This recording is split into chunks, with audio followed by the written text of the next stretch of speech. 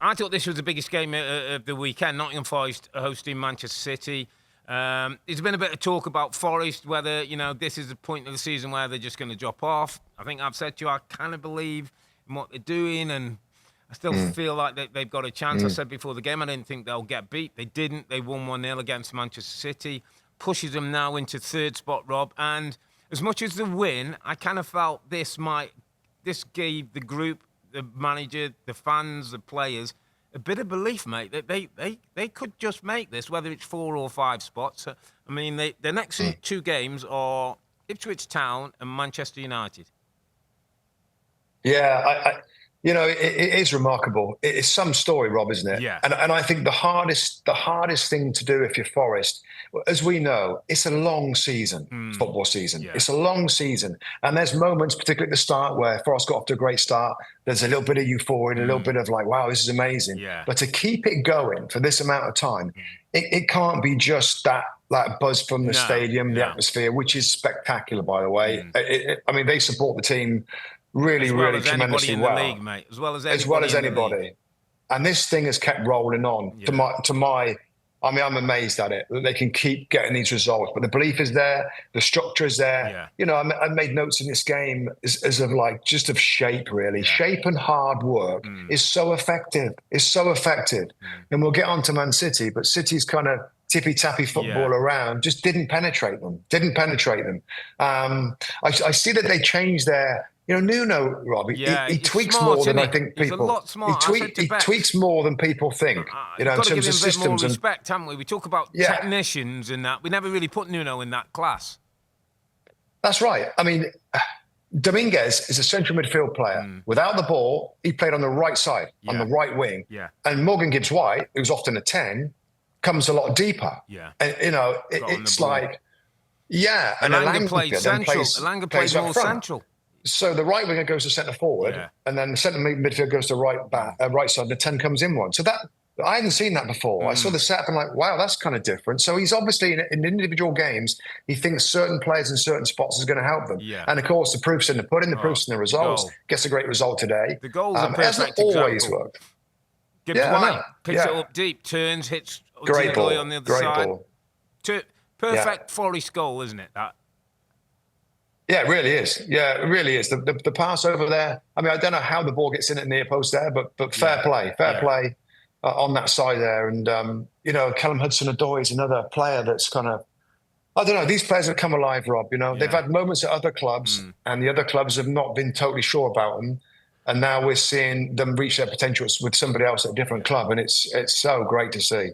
I got to stop you right there, my friend, as well, because I didn't want you to steal my thunder. My underappreciated performer of the week, Callum Hudson-Odoi, my friend. And wow. I'm watching that game. He's a 24-year-old footballer who started his career at Chelsea, played a few games for Chelsea, didn't probably make the grade. He looked really good early, Rob, didn't he? Remember, he looked really good early. He did look good, and then with all the players that came in and all the money was coming, he was surplus to requirements, went on loan to Bayer Leverkusen. Nottingham Forest picked up Callum Hudson-Odoi for somewhere near the figure of about $5 million. God, wow. He's 24 years of age. He's got huge potential, pace, works hard for the team. Did an interview after the game, was bright, was spirited, understands his role in the team and how he's got to play, and at times you've got to give to the system. We're talking about Nuno. And right now, Rob, I was thinking about it. He scored the goal that beat Liverpool in a 1-0 win. He scored the goal that beat Manchester City in a 1-0 win. And I look at Chelsea's wide players now, and I would have Hudson-Odoi ahead of Jadon Sancho any day of the week. That's right. And you could even say, Anthony Elanga. I'd have him at Man United in any part of that front line with what he offers. So, no, it's a good shout. I didn't know you were going to go for him. We haven't chatted about that this week before the show about which one you're going to go for. That's an interesting shout, because I think he has been underappreciated. Yeah. I mean, at the beginning, remember Bayern Munich were going to make a huge bid for him when he first started getting the first team? This excitement, the pace that he had, he used to go past people. He fell off a little bit. Yeah, he fell off a little bit and come back, and he's. Do you know what? I just have to mention as well, because the more I saw him at the week, Ola Aina, my friend, back, another one, been at Chelsea, been at Fulham, played in the Premier League, another one, and we've talked about this before, that, sometimes that when you've been rejected or you feel you've got a bit of motivation to prove people wrong, and they collectively have got that. Ola Aina played against Savinho one side, or Doku the other. Neither of them got a tune, mate. He had them both, and his kind of ability to defend, his enthusiasm to get forward down that right-hand side, is another Rob that is never going to win Player of the Season. Will never get in the Team of the Season. Will never be spoke of in the way that many others are, bigger clubs. But I'll tell you what a season he's had. Yeah, no, he has had. I'll tell you what, the club will appreciate him. Yeah. And he might win their Player of the Season from their own supporters, because they notice that and they appreciate that. And I think it's a good shout. He has gone under the radar for a long period of time. And I think there was an article about him a couple of weeks ago. And it's interesting about what he's done and how he's playing and all that. And it's just another example. You think of all these players, Robert, at Forest that weren't quite the flavour or whatever at other clubs. This isn't common where they do go on and do well. Mostly. Other players that aren't quite good enough go the other way, and they weren't good enough there, and they're actually not good enough here, and they kind of drift down. So this isn't something that's like happens a lot where players get sold from the big clubs. They often drift down, but this is a particular story. I think Fulham's the story too, isn't it? Yeah. The players that have sort of resurrected a little bit, those former Arsenal guys and stuff there. So it's not super common, but it's a great story.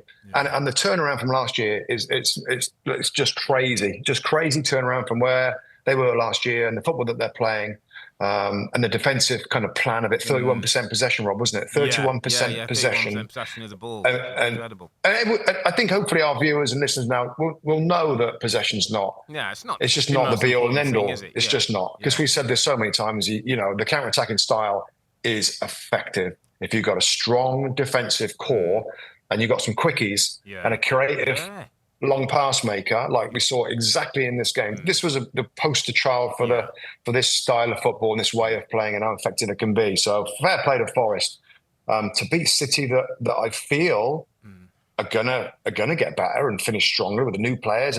But I mean, that's a tough place to go, Rob. This isn't, City were disappointing, but Forest right now is one of the hardest places to go. Big question then before we quickly touch City. Are you starting to believe, can Forest...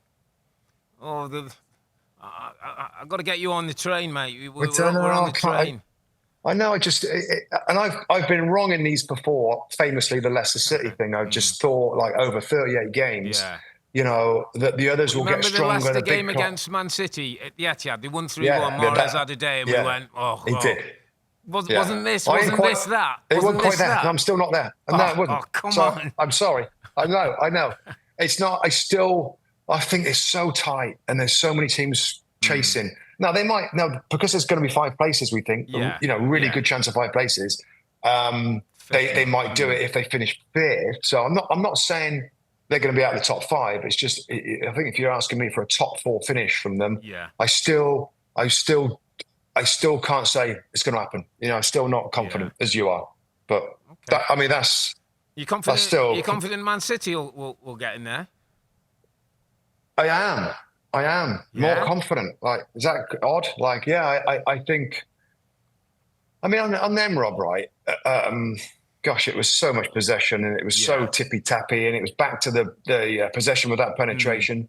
And I know we talk about him a lot in terms of Earle and Haaland, right?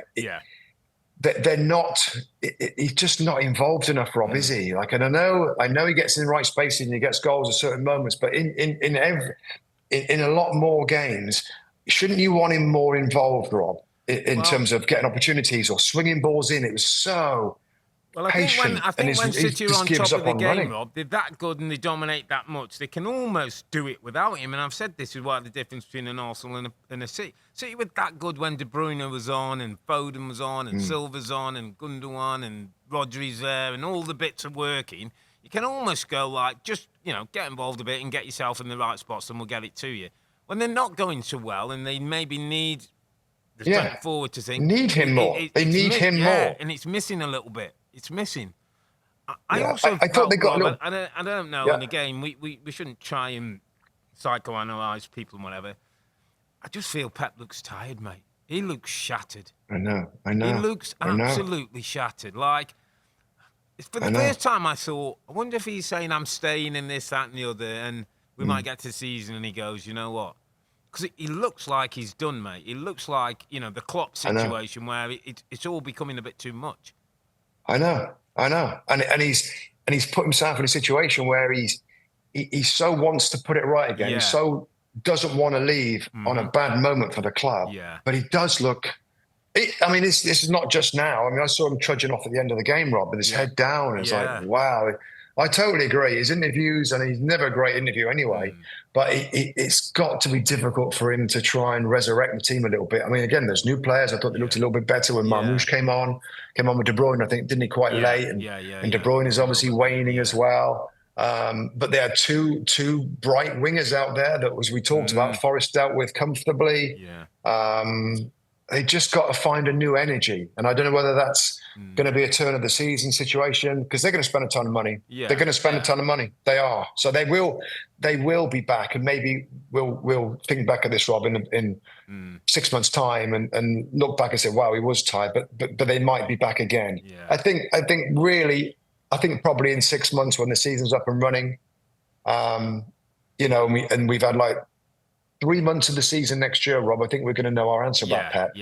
Because they are with the new players will come in. October, when it starts to, get or settle down a little bit. Where are they? If they're still looking similar, then it might be unrecoverable for him. But summer break and whatever. Although summer break, World Club Cup is coming along, which I'm sure he could do without.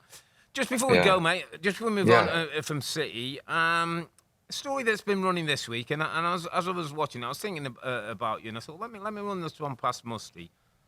Jack Grealish this week went out apparently for a beer in somewhere up in the north. A working man's club. Working man's club. Apparently put £2,000 behind the bar, bought everybody drinks. He had a few drinks. There was a couple of pictures of him coming out, maybe looking like he's had a few pints.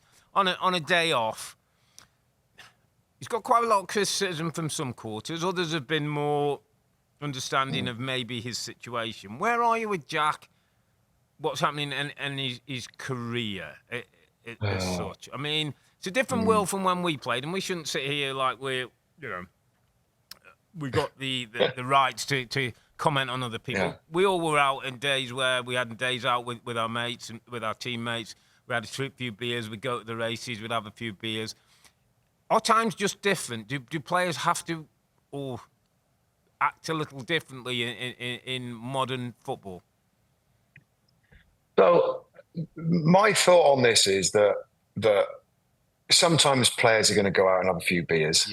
And in an ideal world, and if everybody's a model professional, you get it less and less. There's in our day, Rob, there was a lot of that going on. Correct. We know that. On Saturdays after games, a lot of players will go out. Sometimes during the week, they come in a little hungover.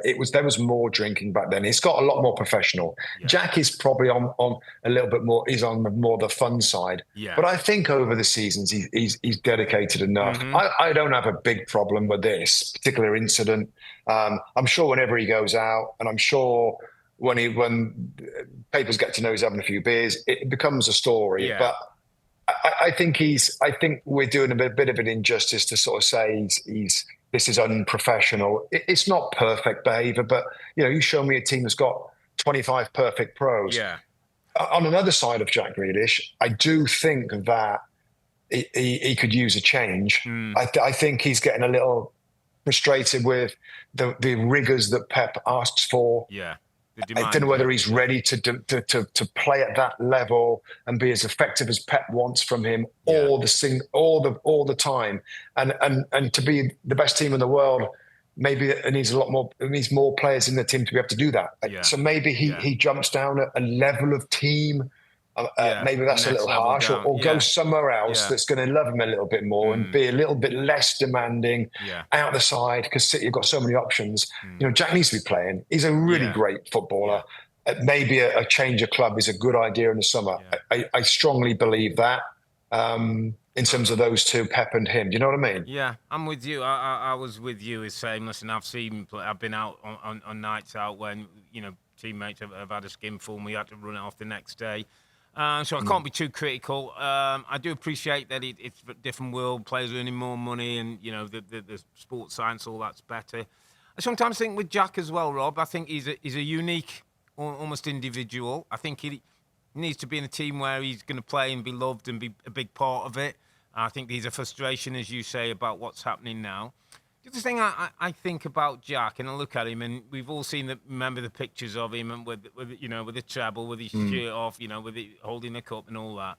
I almost feel with Jack Grealish that sometimes Jack probably thinks that most people would give their right arm to be Jack Grealish. But Jack Grealish, I think, would give his right arm just to be one of the lads sometimes. He looks like he doesn't really want all the... But I think he appreciates it, Rob. I think he does appreciate it. But I think he like, going to a working man's club tells you something about Jack Grealish's personality. He could go to any place in any big city or fly off to France or Spain. He went to a working man's club. He kind of wants to be normal and plays football and enjoy it. And he looks a simple soul to me, like, give him his football, he'll stay fit. And that's all right, isn't it? And that's all right, absolutely all right. It's just that, unfortunately, in this world, he's the guy who the papers are trying to say, he's almost like a modern-day Gaza. He's the one who, he's going to go off the rails a little bit and do this. And it's a shame. Because there aren't many of them, is there? No, in the top right now, Rob. Personality, it's a shame. So, listen, I'm sure come the end of the season, some tough decisions are going to be made. I'd be surprised if he's still at the football club. Like you, I think, move to another club. People have talked about even return to Villa, and whether he decides to go abroad for a few years, whether that's the kind of thing that might suit him. But, I just wanted to bring it up, and it was just one of those stories that were around. Interesting. Just saying that, it's an interesting take depending on how you look at Jack Grealish, whether you see it's something you're okay with or something he shouldn't be doing. Hi, I'm Rebecca Lowe, and as we head towards the end of an exciting Premier League season, make sure you like and subscribe on the NBC Sports YouTube channel for more content like this.